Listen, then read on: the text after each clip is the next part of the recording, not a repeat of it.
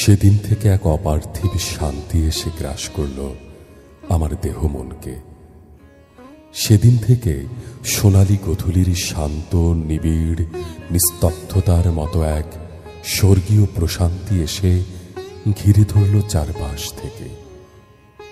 যেদিন থেকে আমি জানলাম আমি আসলে নিজেই নিজের শ্রেষ্ঠ বন্ধু, যেদিন থেকে আমি জানলাম এ পৃথিবীতে নিজের মতো কোনো উৎকৃষ্ট বন্ধু আর দ্বিতীয়টি নেই মানুষের জীবনে,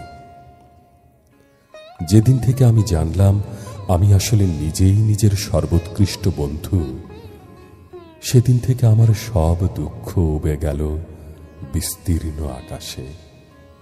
আমার একাকিত্ববোধ, ব্যথা, বেদনা, ম্লান হাহাকার সব কিছু নীলীন হয়ে মিলিয়ে গেল অদৃশ্য বাতাসে।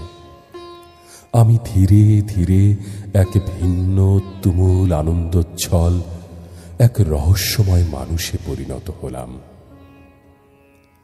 আমি এখন সমস্ত দিন আপন মনে কথা বলে চলি আমার ভিতরে অন্তর্লীন সেই নিবিড় বন্ধুটির সাথে।